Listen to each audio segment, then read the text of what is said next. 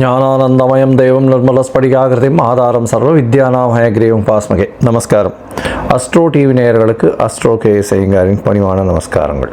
வார பலன் 27/5/2024 2/6/2024 வரலும் உண்டான வாரத்திற்கு என்னென்ன பலன்னு மேஷம் முதல் மீனம் வரை உண்டான ராசிகளுக்கு என்ன பலன்னு பார்ப்போம்.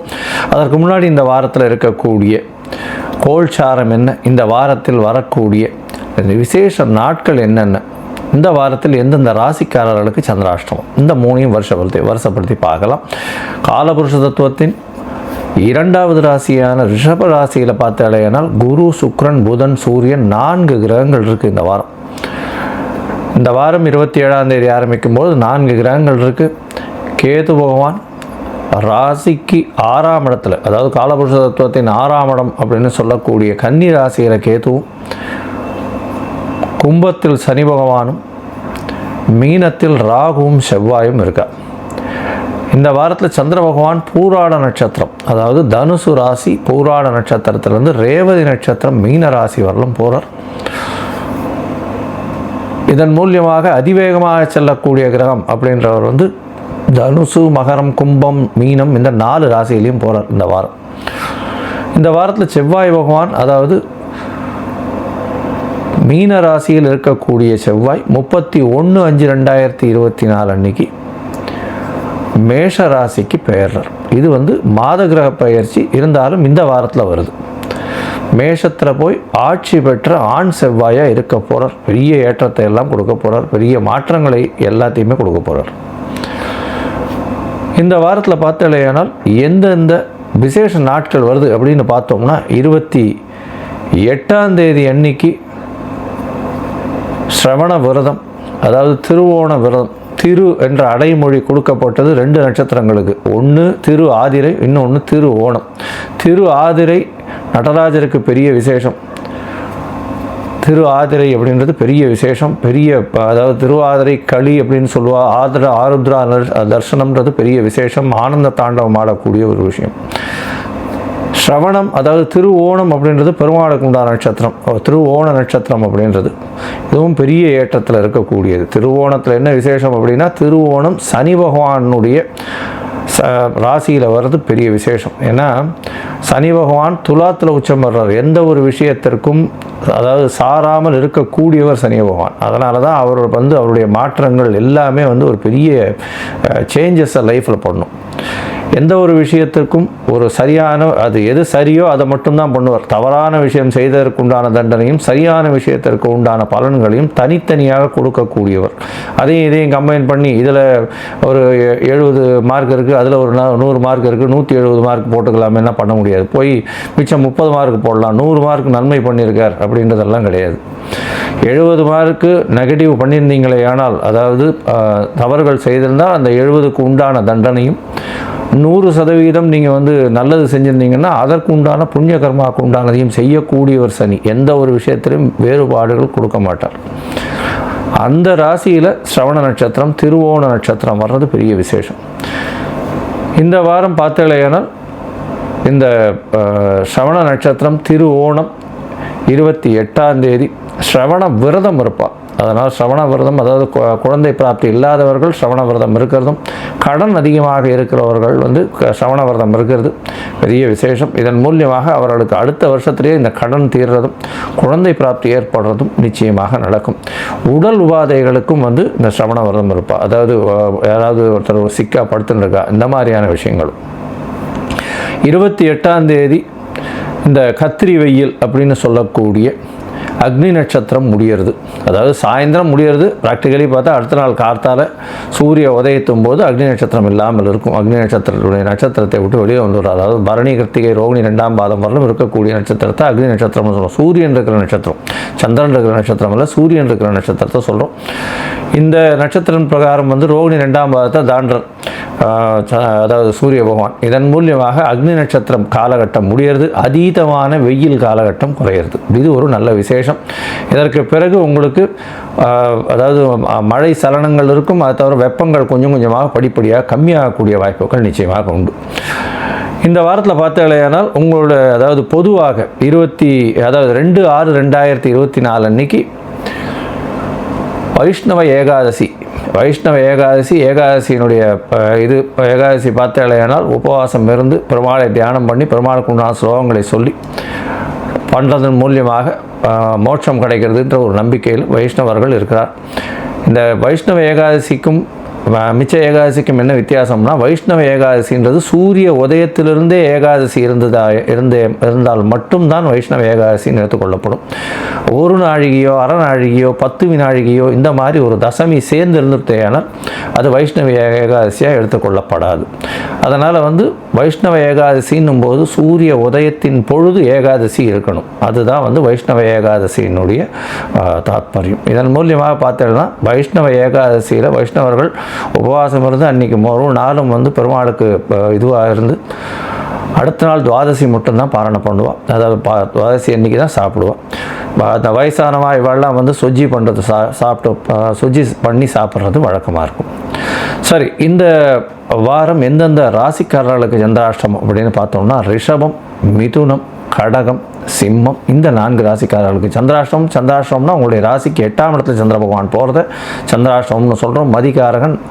மதிகாரகன் மறைந்திருக்கக்கூடிய காலகட்டத்தில் தவறான முடிவுகள் எடுக்கக்கூடும். இதனால் சந்திராஷ்டமத்தன்னைக்கு புதிய முயற்சி வேண்டாம், வெளியூர் வெளிமாநில பிரயாணம் வேண்டாம்னு சொல்கிறோம். ஒருவேளை பண்ண வேண்டிய கட்டாயத்தில் இருந்தால் சந்திரனுக்கு உண்டான எளிய பரிகாரம் அப்படின்னு சொல்லக்கூடிய அருகில் இருக்கக்கூடிய கோவிலில் உங்களால் முடிஞ்ச அளவுக்கு பசும்பால் வாங்கி கொடுங்க.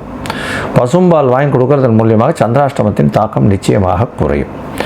சரி, இப்போ ஒரு ராசியாக மேஷம் முதல் மீனம் வரை இந்த 27/5/2024 2/6/2024 வரை உண்டான பலன்களை பார்க்கலாம். அதுக்கு முன்னாடி என்னுடைய மொபைல் நம்பர் ஸ்காலில் வந்துருக்கும், கீழே வந்துருக்கும். உங்களுக்கு அஸ்ட்ராலஜிக்கல் கன்சல்ட் தேவைப்பட்டதுன்னா என்னுடைய மொபைலுக்கு ஃபோன் பண்ணுங்க.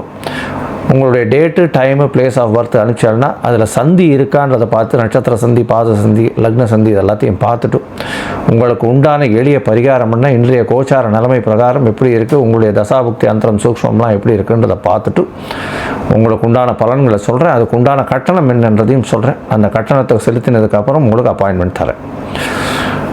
இப்பொழுது மேஷம் முதல் மீனம் வரை 27/5/2024 2/6/2024 வரை உண்டான பலன்கள் பார்க்கலாம். மகரம், உத்திராடம், திருவோணம், அவிட்டம் இந்த 3 நட்சத்திரம் 9 பாதங்களை கொண்ட ராசி. ராசியின் அதிபதினு சொல்லக்கூடிய ஒரு சனி பகவான் ராசிக்கு 2ஆம் இடத்துல 7.5 சனி நடக்கிறது. பாத சனி, தனம், குடும்பம், பாகிஸ்தானம்னு சொல்லக்கூடிய இடத்துல சனி பகவான் இருக்கார். எப்படி சார் இருக்கும் அப்படின்னா நல்லபடியாக இருக்கும். ஏன்னா ராசிநாதனே சனி பகவான், 2ஆம் இடத்துல ஆண் சனி. அதனால் உங்களுடைய பேச்சை தவிர மிச்ச எல்லா விஷயத்திலும் நல்ல ஒரு ஏற்றம் இருக்கும். பணவரவு நல்லபடியாக இருக்கும். கணவன் மனைவிக்குள்ள நல்ல ஒரு அந்யோன்யம் இருக்கும். குடும்பத்தில் நல்ல ஒரு அமைதி நிகழக்கூடிய வாய்ப்புகள் நிச்சயமாக உண்டு. ராசியை குரு பகவான் பார்க்கறதுனால உடல்நலத்தில் நல்ல ஏற்றம் இருக்கக்கூடிய காலகட்டமாக அமையும். இந்த வாரத்தில் பார்த்தீங்கன்னா உங்களுடைய ராசிக்கு 3ஆம் இடத்துல ராகுவும் செவ்வாயும் இருக்கா. ராகு பகவான் முயற்சிகள் அனைத்திலும் வெற்றி பெறக்கூடிய வாய்ப்புகளை கொடுப்பார். அபரிமிதமான திங்கிங் கொடுப்பார். அதாவது யோசிச்சே பார்க்க முடியாத அளவுக்கு ஒரு பெரிய கற்பனா சக்தியெல்லாம் கொடுத்து அதை திங்க் பண்ணி அதில் வெற்றி பெறக்கூடிய, அதற்கு பின்னாடி ஓடக்கூடிய சக்தியையும் உங்களுக்கு கொடுப்பார். உங்களுடைய ராசிக்கு பார்த்தோம்னா 9ஆம் இடத்துல இருக்கக்கூடிய கேது பகவான் மூலியமாக தந்தையின் உடல்நிலையில் சற்று பிரச்சனைகள் இருக்கக்கூடிய பாக்கியம் உண்டு. இந்த வாரத்தில் 5ஆம் இடத்துல சூரியன், குரு, சுக்கிரன் மற்றும் புதன் 4 கிரகங்கள் இருக்குது. 4 கிரகங்கள் 5ஆம் இடத்துல நல்ல ஒரு ஏற்றத்தில் இருக்கக்கூடிய காலகட்டம். 5ஆம் இடத்துல 5ஆம் அதிபதி ஆட்சி, குரு பகவானோட சேர்க்கை, பெரிய ஏற்றம் கிடைக்கக்கூடிய காலகட்டம். இதன் மூலியமாக குழந்தை பிராப்தி ஏற்படக்கூடிய பாக்கியம் நிச்சயமாக உண்டு. அதாவது கல்யாணமாகி ரொம்ப நாள் குழந்தை பிராப்தி இல்லாதவர்களுக்கு குழந்தை பிராப்தி நிச்சயமாக அமையக்கூடிய வாய்ப்புகள் உண்டு. சூரியனும் குருவோடு சேர்ந்து இருக்கிறதுனால கண்டிப்பாக நல்ல ஒரு ஏற்றம் கிடைக்கும். தந்தையின் மூலியமாக பணவரவு வரும். உங்களுக்கு புதிய பதவி உயர்வு, பதவி, புகழ், அந்தஸ்து, கௌரவம் இதெல்லாம் வரக்கூடிய வாய்ப்புகள் நிச்சயமாக வரும். இந்த வாரத்தில் பார்த்தீங்கன்னா உங்களுடைய ராசிக்கு 5ஆம் இடத்துல இருக்கக்கூடிய 4 கிரகங்கள் பெரிய ஏற்றத்தை உங்களுக்கு கொடுக்கும். பணவரவிற்கு பஞ்சம் இருக்காது. தொழிலில் ஒரு பெரிய ஏற்றம் கிடைக்கக்கூடிய காலகட்டமாக இருக்கும். ஏன்னா உங்களுடைய ராசிக்கு 5, 10 அதிபதினு சொல்லக்கூடிய சுக்கிரனும் 5ஆம் இடத்துல ஆட்சி பெற்று போயிருக்கிறது பெரிய விசேஷம். இந்த வாரம் 31ஆம் தேதி 31/5/2024 அன்னைக்கு செவ்வாய் பகவான் 4ஆம் இடத்துல ஆட்சி பெற்று போகிறார். பெரிய ஏற்றம். தாயின் உடல்நிலையில் நல்ல ஒரு ஏற்றம் கிடைக்கக்கூடிய காலகட்டம். புதுசாக வீடு மனை வாங்கக்கூடிய பாக்கியம் நிச்சயமாக உண்டு. தொழிலில் பெரிய ஏற்றம் கிடைக்கும். அதுவும் வந்து இந்த ஐடி ப்ரொஃபஷனில் இருக்கிறவர்களுக்கு திடீர் ஏற்றம் கிடைக்கக்கூடிய வாய்ப்புகள் நிச்சயமாக உண்டு. இந்த வாரம் சந்திர பகவான் உங்களுடைய ராசிக்கு சப்தமாதிபதினு சொல்லக்கூடிய ராசிக்கு 12ஆம் இடத்துல இந்த வாரத்தை ஆரம்பிக்கிறார். 27/5/2024 2/6/2024 வரலும் உண்டான நாளில் 27ஆம் தேதி மாலை ஒரு 4:45 மணி வரலும் சந்திர பகவான் உங்களுடைய ராசிக்கு 12ஆம் இடத்துல இருக்கார். 12ஆம் இடத்துல சப்தமாதிபதி இருக்கிறதுனால சில செலவுகள் பார்ட்னர்ஷிப் மூலியமாக வரக்கூடிய வாய்ப்புகள் உண்டு. எதிர்பாலினத்தவர்களுக்கு சில செலவுகள் செய்ய வேண்டிய காலகட்டமாக அமையும். உங்களுடைய ராசியிலேயே சந்திர பகவான் வரார். குருவினுடைய பார்வையில் இருக்கார். 27ஆம் தேதி மாலை 4:45 29ஆம் தேதி இரவு 8:30 மணி வரலும் இருக்கக்கூடிய காலகட்டமாக அமையிறது. உங்களுடைய உடல் நலத்தில் நல்ல ஒரு ஏற்றம் இருக்கும். பார்ட்னர்ஷிப் தொழிலில் பெரிய ஏற்றம் இருக்கும். நண்பர்கள் மூலியமாக நல்ல ஒரு ஏற்றம் கிடைக்கக்கூடிய காலகட்டம். உற்றார் உறவினர்கள் மூலியமாக நல்ல ஒரு ஏற்றம் கிடைக்கக்கூடிய காலகட்டமாக அமையப்போகிறது.